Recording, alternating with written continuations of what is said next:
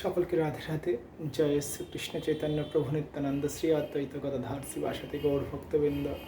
হরে কৃষ্ণ কৃষ্ণ কৃষ্ণ হরে হরে, হরে রাম রাম রাম হরে হরে, হরে কৃষ্ণ কৃষ্ণ কৃষ্ণ হরে হরে, হরে রাম রাম হরে হরে। আজ আমরা অন্নদা একাদশী মাহাত্ম্য কথা রস আস্বাদন করব। এই ভাদ্রবর্তী কৃষ্ণপক্ষে অন্নদা একাদশী মাহাত্ম্য ব্রহ্মবৈবর্ত পুরাণে বর্ণনা করা হয়েছে। মহারাজ যুধিষ্ঠির বললেন, হে কৃষ্ণ, ভাদ্র মাসে কৃষ্ণপক্ষে একাদশীর নাম কি তা শুনিতে আমি অত্যন্ত আগ্রহী। শ্রীকৃষ্ণ বললেন, হে রাজন, আমি সবিস্তারে এই একাদশীর মাহাত্ম্য কথা আপনার কাছে বর্ণনা করছি, তা আপনি একাগ্রচিত্ত সহকারে শ্রবণ করুন। ভাদ্র মাসে কৃষ্ণপক্ষে একাদশীকে অন্নদা একাদশী বলা হয়ে থাকে।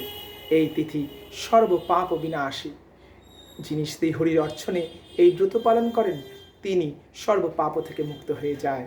এমনকি এই ব্রতের নামে শ্রবণে সমস্ত বিঘ্নিত পাপ রাশি দূরীভূত হয়ে যায়। এই ব্রত প্রসঙ্গে একটি পৌরাণিক ইতিহাস রয়েছে।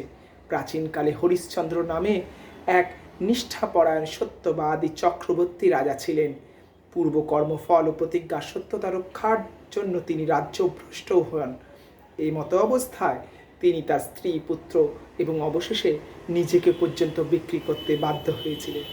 হে রাজেন্দ্র, এই পুণ্যবান রাজা চণ্ডালের দাসত্ব স্বীকার করেও সত্য রক্ষার্থে দৃঢ় নিষ্ঠা প্রদর্শন করেছিলেন। তিনি শ্মশানে মৃত ব্যক্তিদের বস্ত্র কর রূপে গ্রহণ করেছেন। এইভাবে তার বহু বছর কেটে গেল।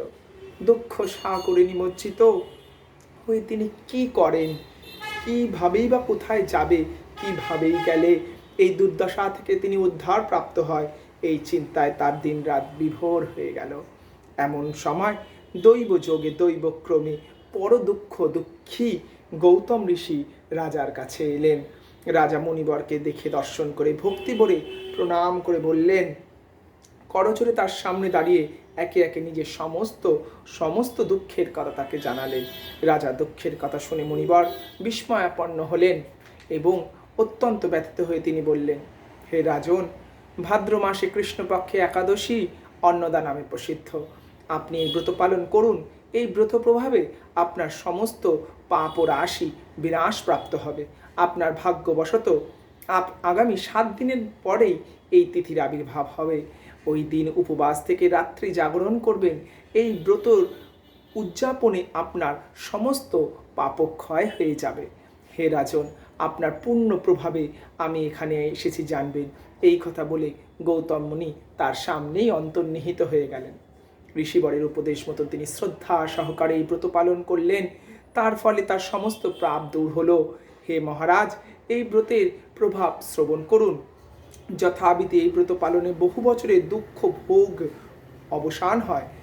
ব্রতের প্রভাবে রাজা হরিশ্চন্দ্র সকল দুঃখ সমাপ্ত হলো এবং পুনরায় তিনি স্ত্রীকে ফিরে পেলেন এবং তার মৃত পুত্রও জীবিত হলো। আকাশ থেকে দেবগণ দুন্দুভি বাদ্য ও পুষ্প বর্ষণ করতে লাগলেন। নিষ্কণ্ঠক রাজ্য শোক করে অবশেষে তিনি আত্মীয় স্বজন ও নগরবাসী সহ স্বর্গে গমন করলেন। যে মানুষ নিষ্ঠা সহকারে এই ব্রত পালন করেন তিনি শ্রী হরিচরণে ভক্তি লাভ করেন এবং দিব্য ধামে অবশেষে গমন করেন। এই ব্রতের মাহাত্ম্য পাঠ ও শ্রবণে অশ্বমেধ যজ্ঞের ফল লাভ হয়। হরি হরি হরি হরি হরি হরি। আমরা রস আস্বাদন করলাম ভাদ্র মাসে কৃষ্ণপক্ষা অন্নদা একাদশী মাহাত্ম্য কথা।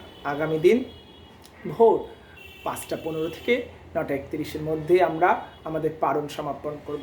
তাই গৌর সীতানাথ প্রেমানন্দে গৌর হরি হরি বল। জয় জয় শ্রী রাধে, জয় জয় শ্রী রাধা রমন লাল কি জয়, জয় জয় শ্রী রাধে। আনন্দ हो।